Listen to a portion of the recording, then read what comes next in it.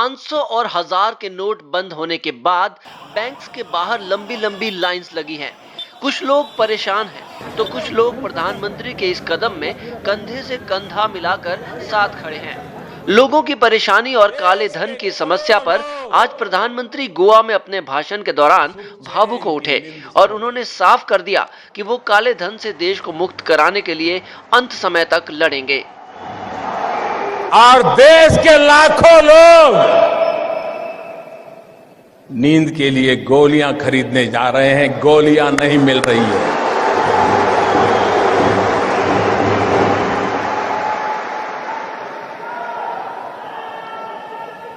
मेरे प्यारे देशवासियों, मैंने 8 तारीख रात को 8 बजे देश के सामने काले धन के खिलाफ, भ्रष्टाचार के खिलाफ मैं जो लड़ाई लड़ रहा हूं, देश जो लड़ाई लड़ रहा है, हिंदुस्तान का ईमानदार इंसान जो लड़ाई लड़ रहा है, उस दिशा में एक अहम कदम उठाया है।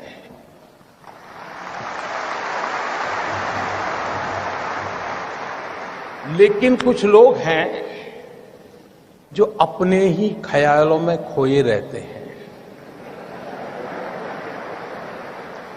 वे अपनी नाप पट्टी लेकर के ही किसी को नापते रहते हैं और उसमें फिट नहीं होता है तो देखते हैं यार कुछ गड़बड़ है।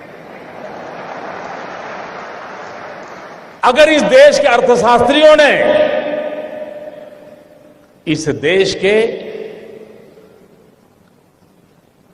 पल्सिस को समझ करके एनालिसिस करने वालों ने,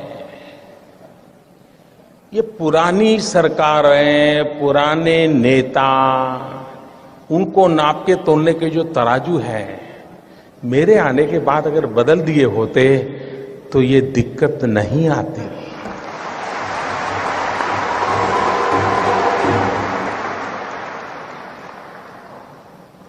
उनको समझ आना चाहिए था कि ऐसी सरकार देश ने चुनी है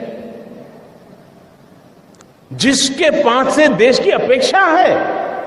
आप मुझे बताइए भाइयों बहनों, 2014 में आपने वोट दिया था, भ्रष्टाचार के खिलाफ दिया था कि नहीं दिया था? आप मुझे बताइए, आपने एक काम करने के लिए मुझे कहा था कि नहीं कहा था? काले धन के खिलाफ काम करने के लिए आपने मुझे कहा था कि नहीं कहा था? आपने मुझे कहा था तो मुझे करना चाहिए कि नहीं करना चाहिए?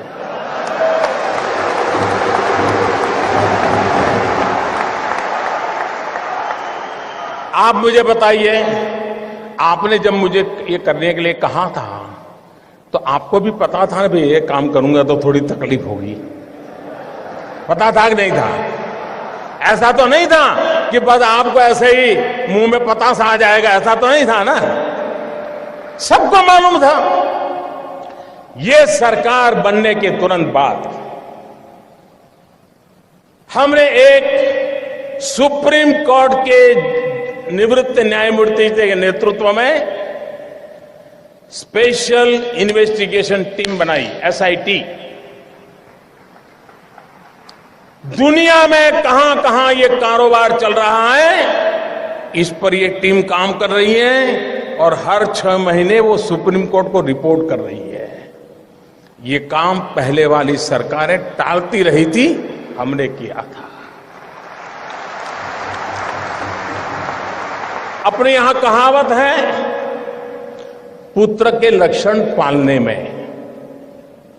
जब मेरी पहली कैबिनेट में पहले ही दिन ऐसा बड़ा कड़ा निर्णय करता हूं तो पता नहीं था कि मैं आगे करने वाला हूं जी। मैंने छुपाया था क्या? कुछ नहीं छुपाया मैंने। हर बार मैंने ये बात कही है और आज मैं आपको इसका ब्यौरा दे रहा हूं। देश मुझे सुन रहा है। मैंने देश को कभी अंधेरे में नहीं रखा है, मैंने देश को कभी गलतफहमी में नहीं रखा है, खुल करके बात कही है और ईमानदारी से।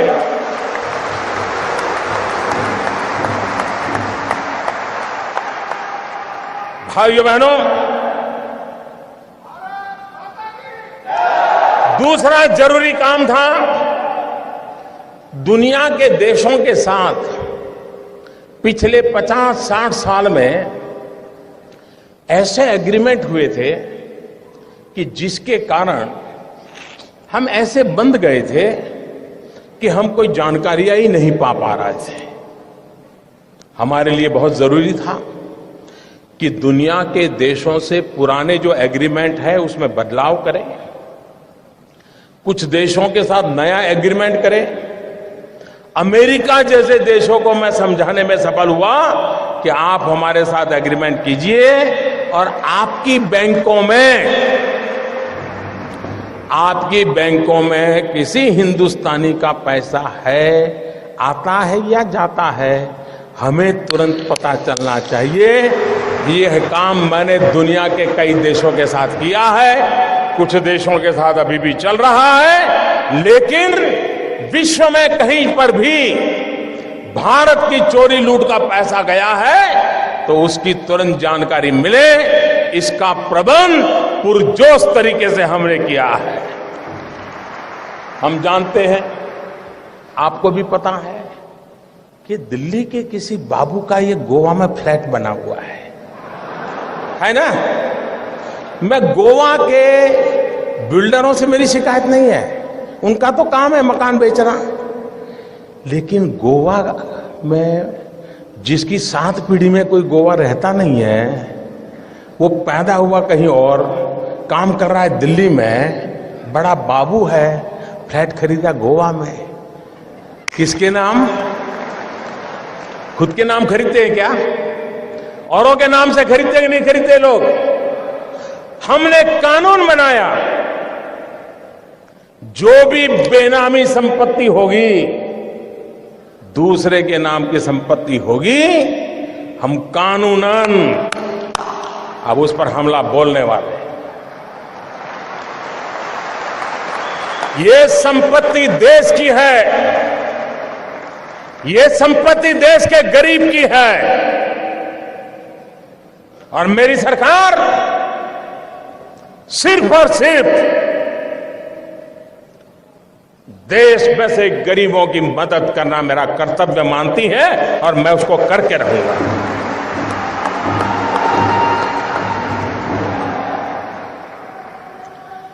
हमने देखा है, घर में शादी हो, ब्याह हो, कुछ काम हो,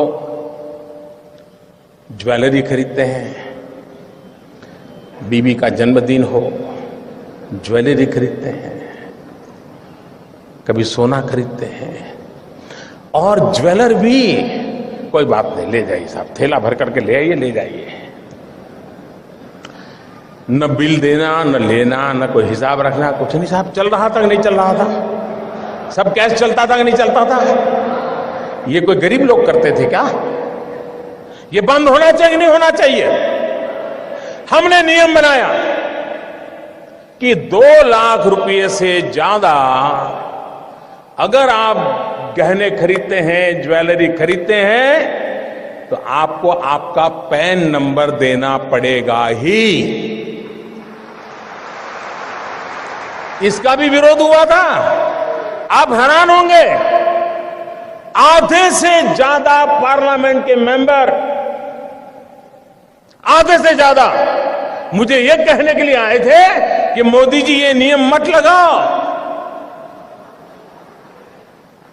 और कुछ लोगों ने तो लिखित में मुझे चिट्ठी लिखने की हिम्मत की है। जिस दिन मैं उसको पब्लिक में करूंगा, शायद पता नहीं वो अपने इलाके में जा पाएंगे कि नहीं जा पाएंगे।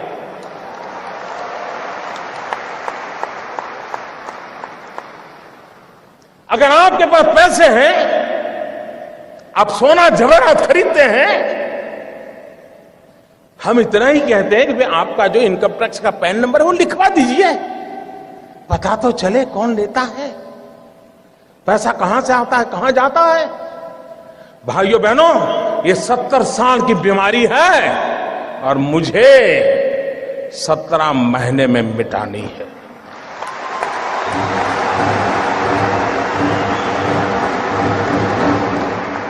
भाइयों बहनों,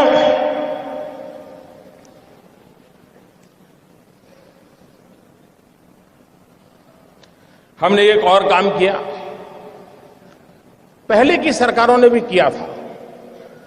ये जो ज्वेलर्स है, क्योंकि ज्यादातर हमारे यहां सोना वगैरह की बात कर रहा, उन पर कोई एक्साइज ड्यूटी नहीं लगती थी। पहले सरकार ने लगाने की कोशिश की, बहुत कम लगाई थी, लेकिन सारे ज्वेलरों की संख्या बहुत कम है। एक गांव में 1-2 ही होते हैं, बड़े शहर में 50-100 होते हैं, लेकिन उनकी ताकत बड़ी गजब है साहब। अच्छे अच्छे एमपी उनके जेब में होते हैं।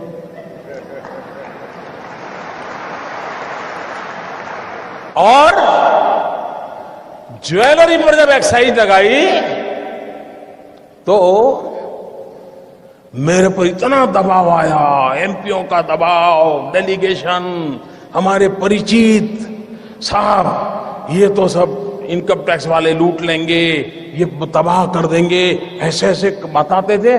मैं भी डर गया कि यार मैं ये करूंगा, पता नहीं क्या हो जाएगा। मैंने कहा ऐसा करो भाई, 2 कमेटी बनाते हैं, वार्ता करेंगे, चर्चा करेंगे। सरकार की तरफ से उनको भरोसा था, ऐसे एक्सपर्ट कमेटी बनाई। पहले वाली सरकारों को ये प्रयास वापस लेना पड़ा था। साहब मैं ईमानदारी से देश चलाना चाहता हूं, मैंने वापस नहीं लिया। मैंने ज्वेलरों को विश्वास दिलाया कोई आपसे ज्यादती नहीं करेगा, और अगर कोई इनकम टैक्स वाला ज्यादती करता है, आपने मोबाइल फोन से उसका रिकॉर्डिंग कर लीजिए, मैं उसके खिलाफ काम करूंगा। ये कदम हमने उठाया था। जिनको पता हो, ये सारा देख करके समझ नहीं आता था क्या मोदी क्या करेगा आगे। लेकिन अगर आप अपनी दुनिया में इतने मस्त थे कि और पॉलिटिकल पार्टी की तरह ये भी आकर के चला जाएगा, मैं भाइयों बहनों कुर्सी के लिए पैदा नहीं हुआ।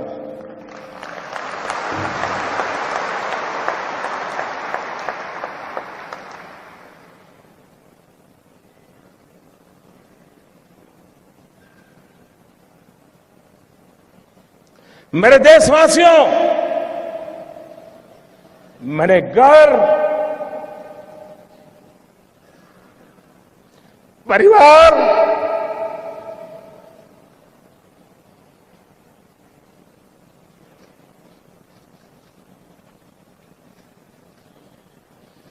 सब कुछ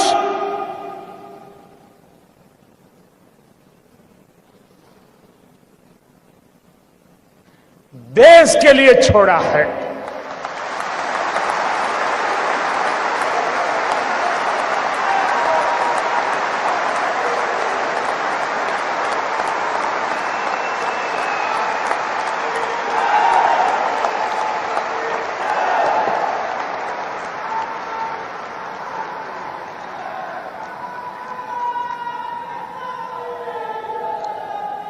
हमने दूसरी तरफ ये भी जोर लगाया, अच्छा कुछ लोग होते हैं मजबूरन कुछ गलत करना पड़ा हो। सब लोग बेईमान नहीं होते जी, सब लोग चोर भी नहीं होते कि मजबूरन कुछ करना पड़ा होता है। वे अगर उनको मौका मिले तो सही रास्ते पर आने को तैयार होते हैं, और ये संख्या बहुत बड़ी होती है। हमने लोगों के सामने स्कीम रखी कि अगर आपके पास ऐसे बेईमानी के पैसे पड़े हैं, गलत पैसे पड़े हैं, तो आप इस कानून के तहत जमा करा दीजिए, इतना दंड भर दीजिए। उसमें भी मैंने कोई माफी नहीं दी। लेकिन व्यापारी लोग चीजों को समझने में बड़े होशियार होते हैं। उनको समझ में आ गया कि ये मोदी है, कुछ गड़बड़ करेगा। आपको जान करके खुशी होगी, आजादी के 70 साल में ऐसी योजनाएं कई बार आई। पहली बार 67,000 करोड़ रुपीज लोगों ने आकर के दंड समेत जमा कर दिए साहब। और 2 साल में टोटल सर्वे के द्वारा, रेड के द्वारा, डिक्लेरेशन के द्वारा 1.25 लाख करोड़ रुपया जो कहीं हिसाब में नहीं था, वो सरकारी खजाने में जमा हुआ है भाइयों। 1.25 लाख करोड़ का हिसाब आया है। ये 2 साल में किए हुए काम का मैं हिसाब आज गोवा की धरती से पूरे देश को दे रहा हूं मेरे भाई बहन।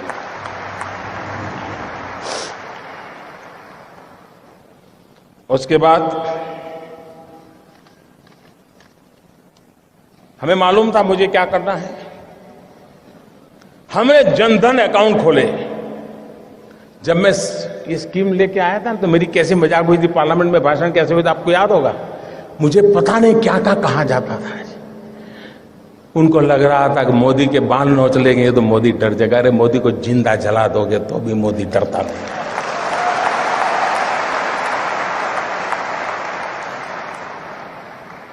उसके बाद हमने प्रारंभ में आकर के एक काम लिया, प्रधानमंत्री जनधन योजना के द्वारा गरीब से गरीब का बैंक अकाउंट खोलना। उस समय लोगों को समझ नहीं आया कि मोदी बैंक अकाउंट खोला कौन रहा है। अब लोगों को समझ आएगा कि इस बैंक अकाउंट का क्या फायदा होने वाला है।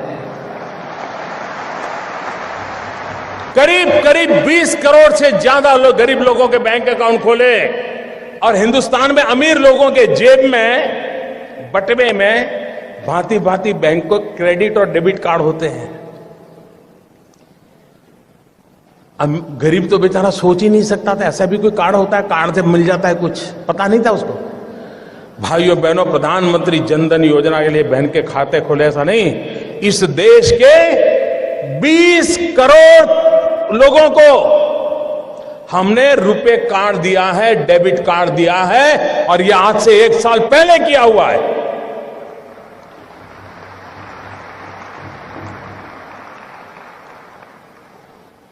उस डेबिट कार्ड से अगर उसके खाते में पैसे हैं, वो बाजार से कोई भी चीज खरीद सकता है, उसकी व्यवस्था उसमें उपलब्ध है भाई। लेकिन लोगों को लगा नहीं, जैसे हर पॉलिटिकल काम होता है वैसे ही पॉलिटिकल काम नहीं था। मैं धीरे धीरे धीरे देश की आर्थिक तबीयत सुधारने के लिए अलग अलग दवाइयां दे रहा था, धीरे धीरे डोज बढ़ा रहा था। मैं डोज धीरे धीरे बढ़ा रहा था। अब भाइयों बहनों, मेरे देश के गरीबों की अमीरी देखिए। मैंने तुमको कहा था कि 0 अमाउंट से आप खाता खोल सकते हैं। एक बार आपका बैंक में पैर आना चाहिए बस। ये आर्थिक व्यवस्था में कहीं आप भी होने चाहिए। लेकिन मेरे देश के गरीबों की अमीरी देखिए दोस्तों। ये आज जो अमीर लोग रात को सो नहीं पाते हैं ना, गरीबों की अमीरी देखिए दोस्तों। मैंने तो कहा था कि 0 रकम से आप बैंक अकाउंट खोल सकते हैं, लेकिन मेरे देश के गरीबों ने बैंकों में जनधन अकाउंट में 45,000 करोड़ रुपया जमा करवाया दोस्तों। 45,000 करोड़ रुपया।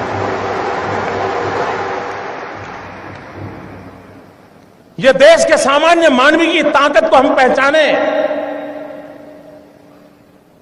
20 करोड़ परिवारों को रुपए कार्ड दिया।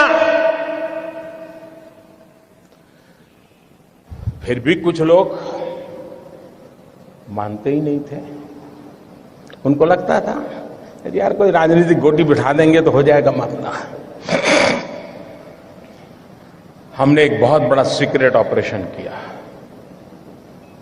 मनोहर जी वाला तो मैं नहीं कर सकता हूं।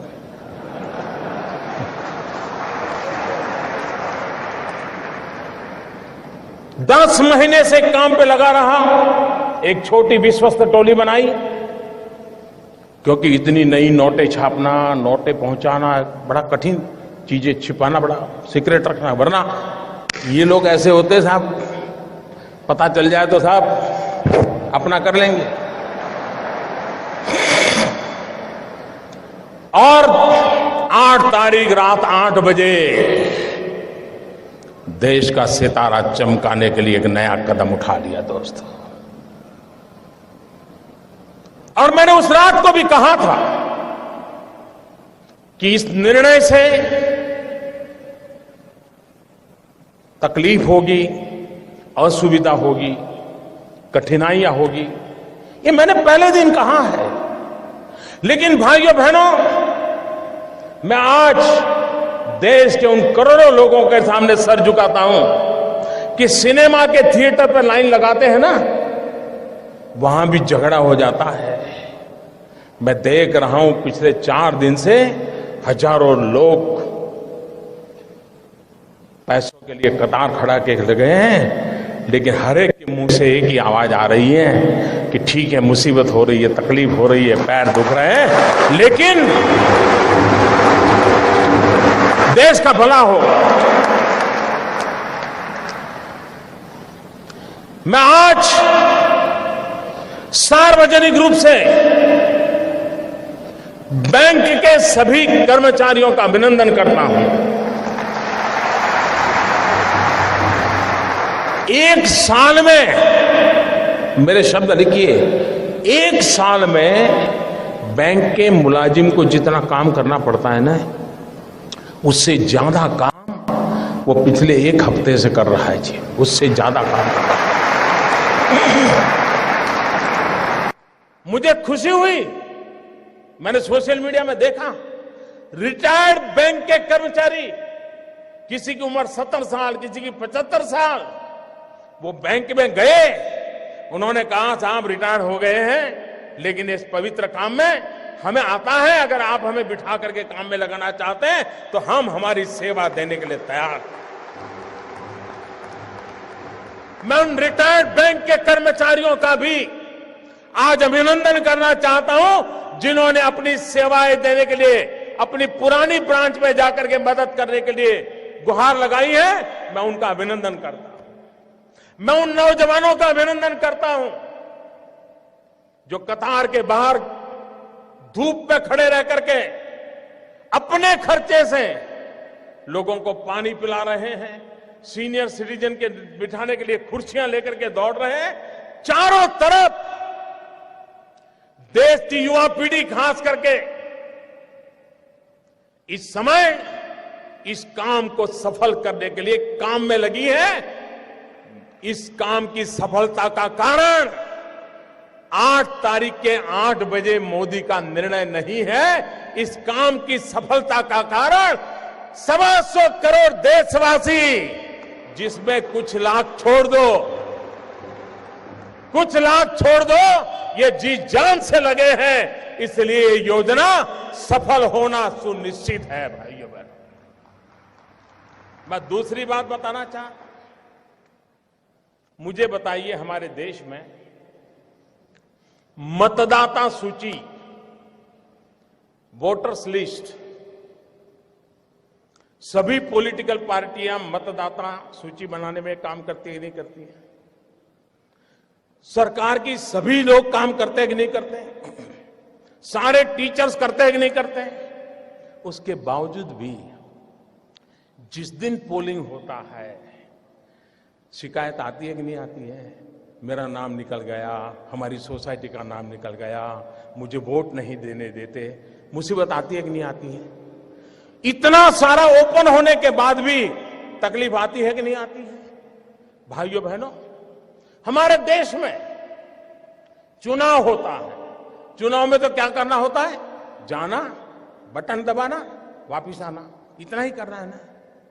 तो भी इस देश में करीब करीब 3 महीने 90 दिन तक चुनाव का काम चलता है, 90 दिन तक। और उसमें सारा पुलिस तंत्र, सीआरपीएफ, एसआरपी, बीएसएफ, गवर्नमेंट का हर मुलाजिम, पॉलिटिकल पार्टी के करोड़ों करोड़ों कार्यकर्ता, सब लोग 90 दिन तक दिन रात मेहनत करते हैं, तब जाकर के हमारे जितने बड़े देश का चुनाव संपन्न होता है। 90 दिन लग जाते हैं। भाइयों बहनों, मैंने सिर्फ देश से 50 दिन मांगे हैं, 50 दिन। 30 दिसंबर तक मुझे मौका दीजिए मेरे भाइयों बहनों। अगर 30 दिसंबर के बाद कोई मेरी कमी रह जाए, कोई मेरी गलती निकल जाए, कोई मेरा गलत इरादा निकल जाए, आप जिस चौराहे में मुझे खड़ा करेंगे, मैं खड़ा होकर के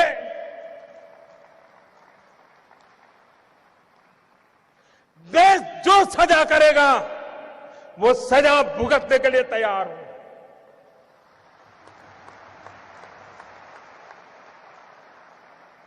लेकिन मेरे देशवासी, दुनिया आगे बढ़ रही है, भारत की ये बीमारी देश को तबाह कर रही है। 800 मिलियन 65% 35 से कम उम्र वाले नौजवान, उनका भविष्य दांव पर लगा है। उसलिए मेरे भाइयों बहनों, जिनको राजनीति करनी है करें, जिनका लूट चुका है वो रोते रहे, गंदे आरोप लगाते रहे, लेकिन मेरे ईमानदार देशवासियों, आइए मेरे साथ चलिए। सिर्फ 50 दिन, 30 दिसंबर के बाद मैं आपने जैसा हिंदुस्तान चाहा है वो देने का वादा करता हूं मेरे देश।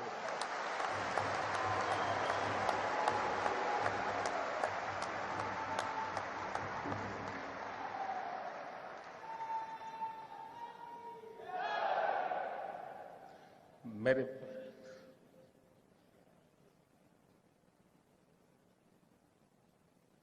किसी को तकलीफ होती है, पीड़ा मुझे भी होती है। ये मुद्दा मेरे अहंकार का नहीं है।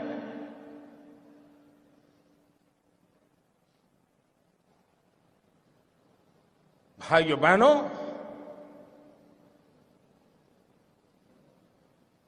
मैंने बुराइयों को निकट से देखा है।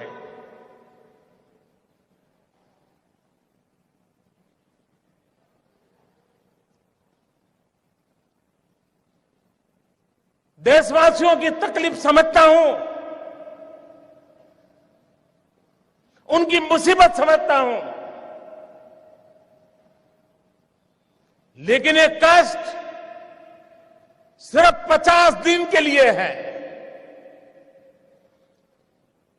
50 दिन के बाद हम सफाई में सफल हो गए, और एक बार सफाई हो जाती है ना, तो छोटा मोटा मच्छर भी नहीं आता है मेरे प्यारे भाई, है ना, छोटा मोटा मच्छर भी नहीं।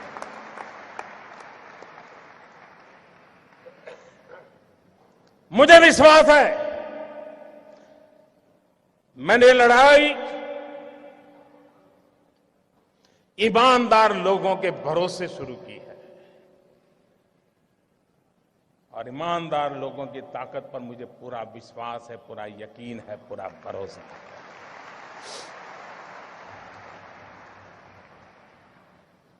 और आप कल्पना नहीं कर सकते कैसे कैसे लोगों का डूब रहा है। मां गंगा को भी आश्चर्य हो रहा है। कल जो चवन्नी नहीं डालते थे, आज वो नोटे बहाने आ रहे हैं। वो गरीब विधवा मां मोदी को आशीर्वाद देती है कि बेटा, कभी बेटा या बहू देखते नहीं थे, कल आए थे 2.5 लाख बैंक में जमा कराने के लिए। उन गरीब विधवा माओं के आशीर्वाद देश की सफलता के यज्ञ को आगे बढ़ाएंगे। और आपने देखा कैसे कैसे लोग 2G स्कैम, कोयला स्कैम, अरबों खरबों, मालूम है ना साहब, मालूम है ना। आज 4,000 रुपया बदलने के लिए लाइन में खड़े रहना पड़ता है जी।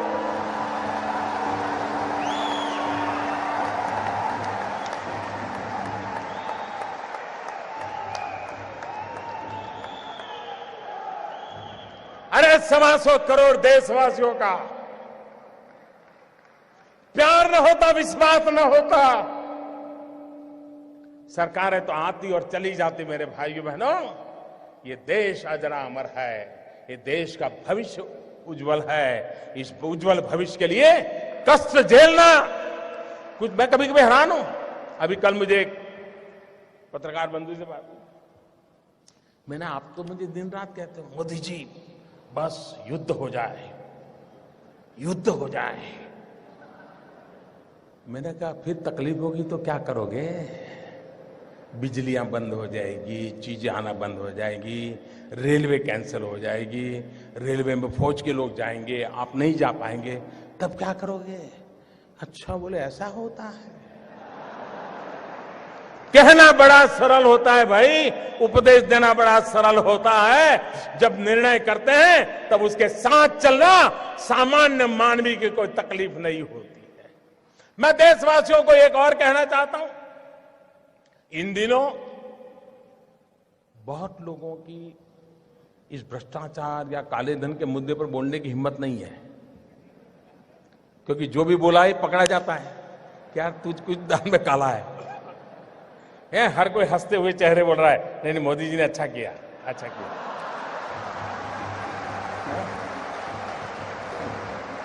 फिर किसी दोस्त को फोन करता है, यार कोई रास्ता है? फिर वो कहता है यार मोदी जी है, सारे रास्ते बंद कर दिए। इसलिए अफवाहें फैलाते हैं। एक दिन अफवाह फैलाई थी नमक महंगा हो गया। अब बताइए भाई 500 की नोट और 1000 की नोट, कोई है जो 1000 की नोट लेके नमक लेने जाता है? ये इसलिए किया जाता है कि उनको मालूम है कि उनका लूट रहा है। 70 साल से जमा किया हुआ महंगे से महंगे ताले लगाए थे। कोई पस्ती लेने वाला नहीं है, पस्ती लेने वाला नहीं है। भिखारी भी मना करता है ये साहब 1000 का नोट नहीं चाहिए।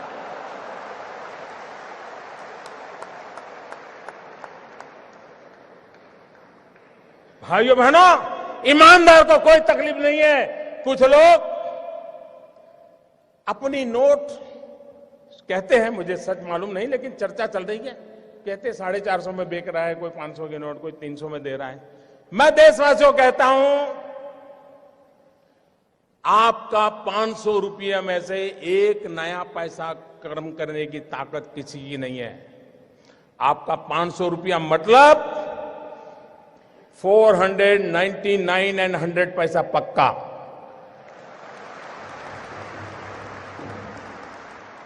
ऐसा किसी कारोबार में आप लिप्त मत होइए। कुछ बेईमान लोग अपने लोगों को कह देते जाओ लाइन में खड़े हो जाओ, 2-2 हजार का करवा लो यार, मेरा थोड़ा बहुत बच जाएगा। और दूसरा भाइयों बहनों, मेरा सबसे आग्रह है, हो सकता है आपको पता भी न हो, शायद आपके चाचा, मामा, भाई, पिताजी जिनका स्वर्गवास हो कुछ करके गए हो, आपका कोई गुनाह ना हो, बस आप बैंक में जमा कर दीजिए। जो भी दंड देना है दंड दे दीजिए। आप मुख्य धारा में आ जाइए, सबका भला है। और एक बात और कहता हूं, कुछ लोग अगर ये मानते हो कि आगे देखा जाएगा, तो कम से कम वो मुझे पहचान ले।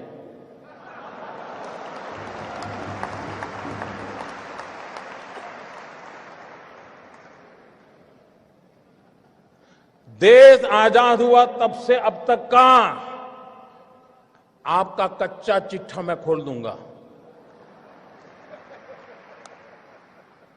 जिनके पास ये बेईमानी का है वो मान के चले कागज का टुकड़ा है, वो ज्यादा कोशिश ना करें, ज्यादा कोशिश ना करें, वरना सरकारी मैं इसके लिए अगर 1 लाख नए लड़कों को नौकरी देनी पड़ेगी दूंगा और कोई इसी काम में लगाऊंगा। लेकिन देश में ये सारा कारोबार बंद चल रहा है, उसको बंद करना है। और अब लोग मुझे समझ गए हैं। इतने दिन उनको समझ नहीं आया, लेकिन जरा ये डोज ज्यादा आया तो समझ आया। लेकिन ये एंड नहीं है, ये पूर्ण विराम नहीं है। मैं आज खुल करके कहता हूं, ये पूर्ण विराम नहीं है। देश में भ्रष्टाचार, बेईमानी बंद करने के लिए मेरे दिमाग में और भी कई प्रोजेक्ट चल रहे हैं।